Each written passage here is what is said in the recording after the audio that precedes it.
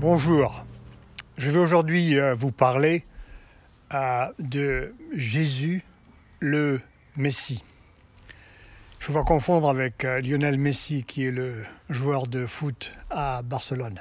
Ici, c'est Jésus. Le terme hébreu, Mashiach, est traduit dans la Septante, qui est la traduction grecque de la Bible hébraïque, par Christos.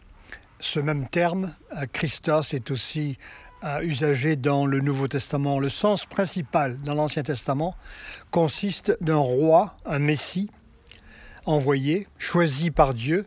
Par exemple, le roi Saül fut décrit comme loin de Dieu.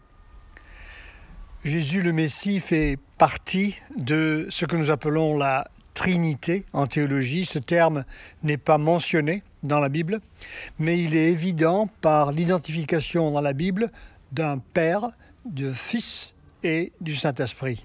Dans Genèse 1, 26, il est indiqué « Puis Dieu dit, faisons, première personne du pluriel, faisons l'homme à notre image ». De plus, Jésus identifie l'Esprit, une autre personne, dans Luc 18, 4, en indiquant qu'il accomplissait la prophétie d'Ésaïe 61, 1. Il indique ceci: « L'Esprit du Seigneur est sur moi parce qu'il m'a oint ».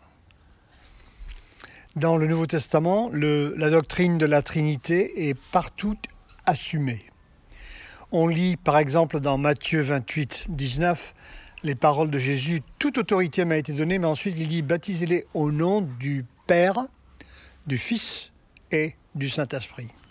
Alors maintenant, regardons quelques prédictions au sujet du Messie divin dans l'Ancien Testament. Il y en a beaucoup d'autres, mais j'en mentionne ici quelques-unes pour vous donner une idée. Dans Psaume 110, verset 1, il est indiqué: Parole de l'Éternel à mon Seigneur, assieds-toi à ma droite, jusqu'à ce que je fasse de tes ennemis ton marchepied.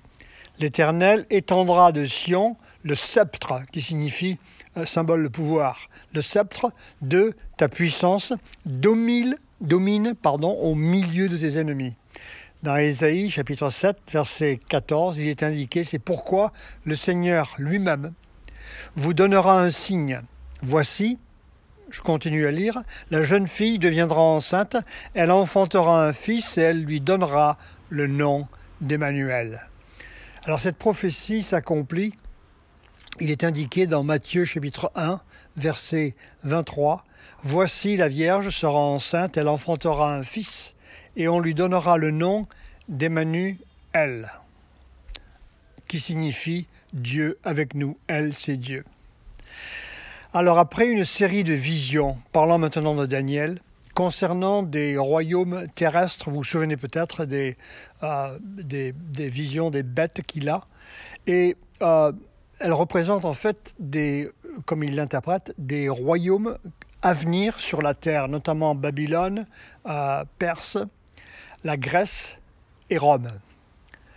Et ensuite Dieu révèle à Daniel la vision, il dit, d'un certain fils de l'homme. Très important. Je regardais, Daniel dit, pendant mes visions nocturnes, et voici sur les nuées des cieux arriva quelqu'un de semblable à un fils de l'homme.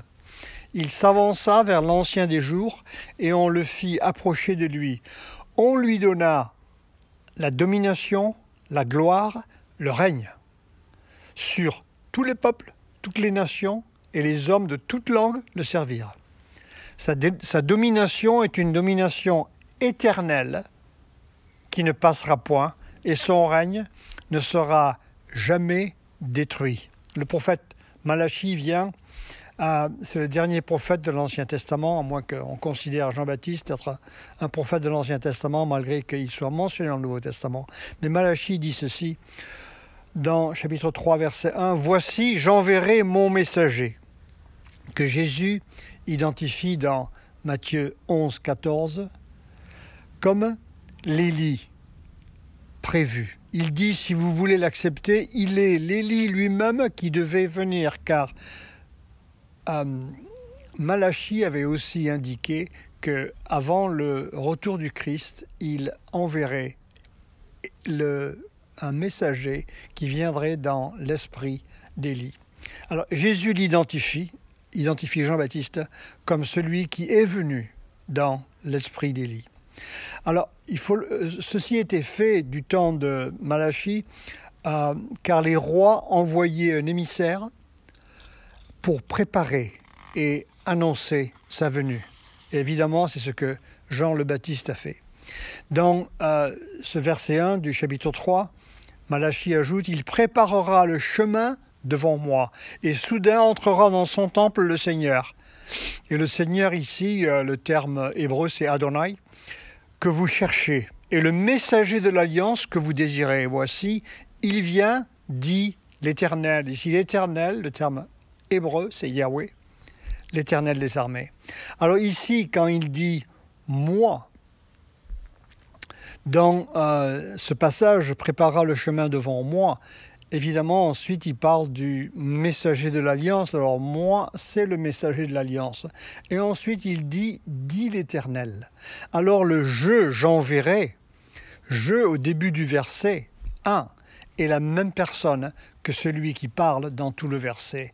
Et dans ce verset, il est indiqué à la fin « dit l'Éternel des armées ». Alors, le « je » égale et est. Il est l'Éternel des armées. Alors, nous devons comprendre ici que ce Jean-Baptiste qui a été envoyé a introduit un messager de l'Alliance. Et ce messager de l'Alliance, ici, il est le Seigneur Jésus-Christ que Jean-Baptiste a identifié. Quand il a notamment dit « Voici l'agneau qui enlève le péché du monde ». Lui, il a existé avant moi. Alors regardons maintenant, considérons ce terme emblématique du temps de Jésus, qui est le Fils de l'homme, que Daniel avait mentionné et que les Juifs attendaient comme Messie. Cette expression est choisie et mentionnée par Jésus. Il mentionne nombre de fois le Fils de l'homme. Mais en tout, l'expression « Fils de l'homme » est mentionnée 82 fois dans le Nouveau Testament. Alors, elle semble, à mes yeux, intentionnellement ambiguë et à demi voilée de ceux qui persécutaient Jésus. Elle visait à accomplir la prophétie de Daniel au sujet de ce fameux Fils de l'homme. Alors, en utilisant les termes « Fils de l'homme », Jésus évitait de dire à tous publiquement qu'il était Dieu, quoiqu'en même temps, il était vraiment Dieu. Car le Fils de l'homme de Daniel, une figure de Messie, n'était autre que Dieu pour ceux qui comprenaient bien les Écritures. On ne peut pas dire qu'il y a un Messie qui vient, qui va vivre et régner éternellement et qu'il n'est pas Dieu. Alors ici, cette vérité avait été révélée à certains, mais cachée des autres. Comme dans d'autres passages, Jésus mentionne ces termes à son sujet. « Heureux serez-vous lorsque les hommes vous haïront, lorsque on vous chassera, vous outragera et qu'on rejettera votre nom comme infâme à cause du Fils de l'homme. » Et ici, il parle de lui-même. Il est, selon lui-même, le Fils de l'homme que Daniel avait prophétisé. Alors sa première venue sur terre n'a pas été bien comprise par beaucoup parce qu'elle a consisté à servir et ensuite à souffrir. Ésaïe l'avait quand même prophétisé. Il est indiqué dans Ésaïe 53:3 « Méprisé et abandonné des hommes, homme de douleur, habitué à la souffrance, semblable à celui dont détourne le visage. Nous l'avons dédaigné, nous avons fait de lui aucun cas. » Jésus lui-même poursuit en disant dans Matthieu 20:28 « C'est ainsi que le Fils de l'homme n'est pas venu pour se faire servir, mais il est venu pour servir et donner sa vie comme rançon pour libérer une multitude de gens. » Alors ainsi, Jésus a affirmé qu'il doit être reconnu comme Dieu pour quiconque souhaite être sauvés. C'est pour ça que Jésus a dit, c'est pourquoi je vous ai dit que vous mourrez dans vos péchés, car vous ne croyez pas que je suis, en grec egoimi, en hébreu Yahvé. Alors quand il a dit ça, évidemment, il a attiré la colère des Juifs qui ne croyaient pas qu'il était le Messie. Alors ici aujourd'hui, le sermon est plus un enseignement qu'une prédication.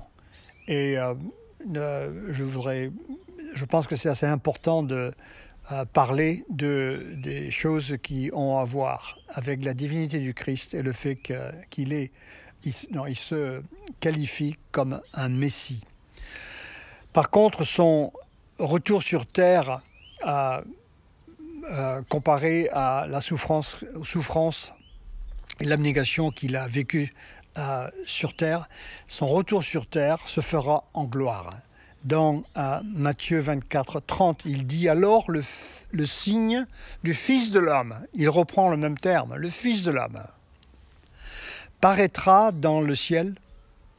Toutes les tribus de la terre se lamenteront, elles verront le Fils de l'homme venant sur les nuées du ciel avec puissance et une grande gloire.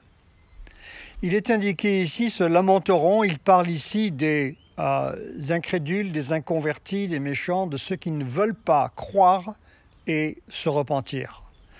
Ce qui est important, c'est qu'après sa venue, il n'y a absolument rien après. Tout est fini sur la terre.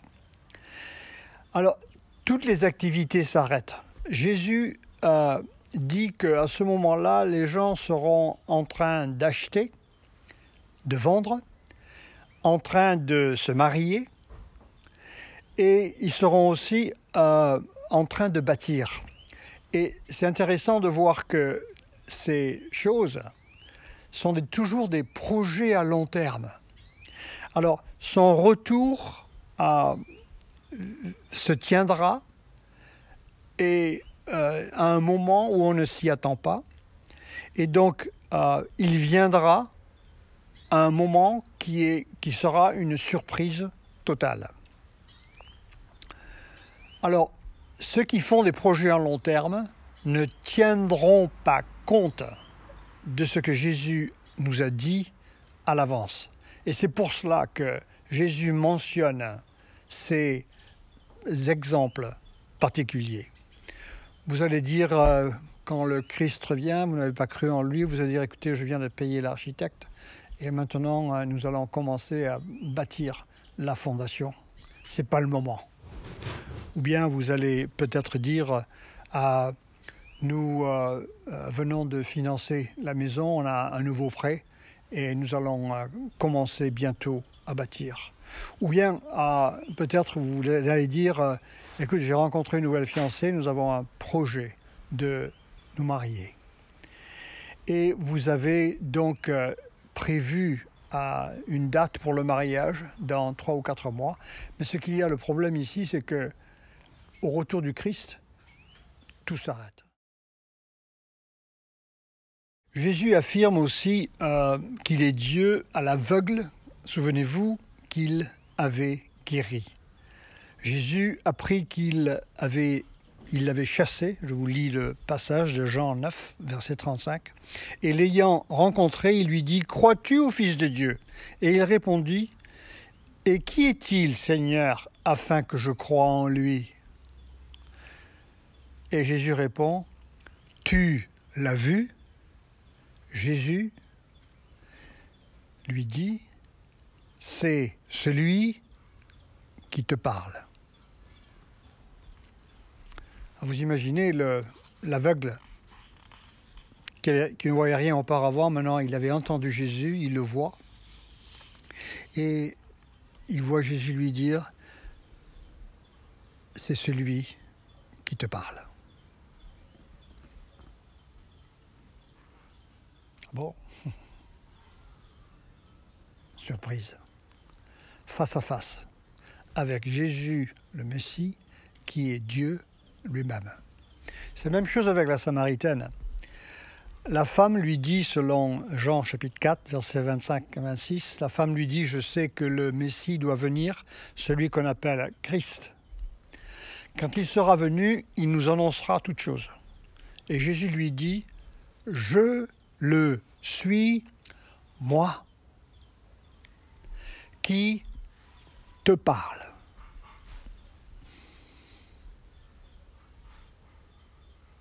Vous imaginez la réaction de la femme, face à face aussi, comme l'aveugle, guéri à Jésus. Quand Jésus indique qu'il pardonne le péché, à plusieurs passages, il est indiqué « tes péchés te sont pardonnés », une expression de Jésus. On doit reconnaître que Dieu seul pardonne le péché. Ensuite, plusieurs fois, l'autre argument est que Jésus révèle le Père à quiconque il souhaite le révéler. Personne, Jésus dit, non plus ne connaît le Père, si ce n'est le Fils et celui à qui le Fils veut le révéler. Il faut évidemment être Dieu pour révéler qui est le Seigneur. Alors, Jésus a aussi une puissance, un pouvoir qui est égal au Père, comme indiqué dans Jean chapitre 10, verset 28. Jésus, leur donne la vie éternelle, elles ne périront jamais et personne ne les ravira de ma main. Mon Père qui me les a donnés est plus grand que tous et personne ne peut les ravir de sa main. Moi et le Père sommes un. Aussi, dans la parabole des vignerons injustes, plusieurs messagers du propriétaire qui viennent recevoir les loyers, c'était une partie des récoltes, ils sont persécutés puis ensuite tués par les vignerons. Alors le propriétaire, ces nouvelles, envoie son propre fils bien-aimé en s'attendant qu'il soit écouté, respecté. Mais lui aussi, dans cette parabole, il est tué. Jésus donne ici une illustration pour en fait indiquer que les anciens prophètes envoyés successivement par Dieu n'avaient pas été écoutés par le peuple. Et que lui, étant le Fils bien-aimé, le Fils, ne le sera pas non plus. Jésus possède aussi toute autorité. Il est aussi omniscient, il est omniprésent et il est éternel. Tout pouvoir m'a été donné dans le ciel et sur la terre. Dans Matthieu 28. Et voici, je suis avec vous tous les jours jusqu'à la fin du monde. Certains passages aussi témoignent de son éternité dans Jean chapitre 1 verset 15. Jean-Baptiste dit « Il existait avant moi ». Dans Jean 8, 58, Jésus dit « Avant que Abraham fût, je suis ». Ego eimi en grec et Yahweh. Son accent était peut-être un peu araméen, Yahweh, mais de toute façon, c'était les mêmes paroles que Moïse avait entendues du buisson ardent. Très bien connu par les Juifs qui, en fait, voulaient le lapider après l'avoir entendu. Il était interdit à ce moment-là de même prononcer ce nom autour des Juifs. Dans Jean, chapitre 17, verset 5, il est indiqué que Jésus dit « Maintenant, toi, Père, glorifie-moi auprès de toi-même de la gloire que j'avais auprès de toi avant que le monde fût. » Jésus avait une existence, une gloire avant que le monde existe avec le Père. Nous avons dit que Jésus avait dit avoir toute autorité. Cela implique aussi ces fameux enseignements et l'autorité de ces enseignements, comme par exemple dans Matthieu chapitre 5 et chapitre 6, qui sont précédés de vraiment D'ailleurs, c'est Amen, Amen en grec. Je vous le dis. Ils ont une autorité divine qui ne peut être surpassée. Par exemple, Jésus cite le commandement « Tu ne commettras pas de meurtre ».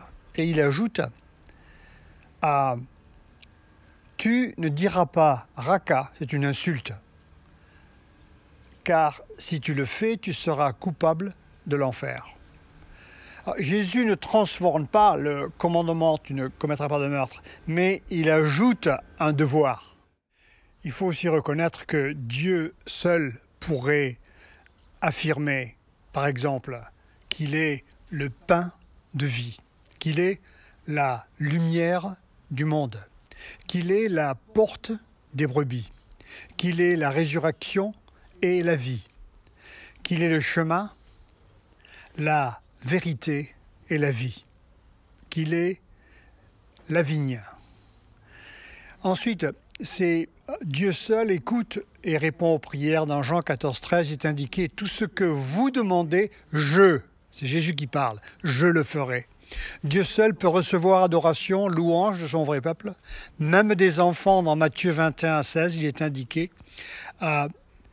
que des enfants et des nourrissons, tu as préparé ta louange. Des enfants et des nourrissons. Alors ça, c'est passé après avoir retourné les tables du marchand du temple. Les prêtres étaient indignés, et c'est ce que Jésus a dit. Dieu seul aussi a le pouvoir de faire entendre et de révéler, de faire entendre et de relever et juger tous les hommes sur la terre. Dans Jean chapitre 5, verset 28, il est indiqué « Tous ceux qui sont dans les tombes entendront la voix du Fils de Dieu. » Dieu seul a autorité de donner sa propre vie et de la reprendre. Jésus, je paraphrase, il dit qu'il a autorité de donner sa vie et de la reprendre. Finalement, Jésus a déclaré qu'en plus d'avoir l'Esprit de Dieu en nous, depuis notre régénération, si nous gardons sa parole, si nous l'obéissons, obéissant à ses commandements, qu'il viendra demeurer avec nous, signifiant nous bénir de sa présence, proche et étroite dans nos vies. Cela veut dire que obéir ses commandements, cela veut dire que nous devrions toujours être attentifs à ce qu'il a dit dans sa parole, et aussi ce que l'Esprit de Dieu nous dit, ce que le conseil des frères et de l'Église sont. Personne n'est parfait. Cependant, notre cœur et notre conscience nous convainc toujours, nous qui sommes chrétiens, des fautes que nous avons commises. Et à ce moment-là, nous demandons pardon à Dieu. Et c'est ainsi que Dieu continue avec nous à garder sa demeure chez nous. Jésus répondit ceci, « Si quelqu'un m'aime, il gardera ma parole et mon Père l'aimera. » Ensuite, il dit « nous ». Ceci signifie le Père, le Fils et le Saint-Esprit. Qui dit mieux? Nous viendrons à lui et nous ferons notre demeure chez lui. Que Dieu vous bénisse.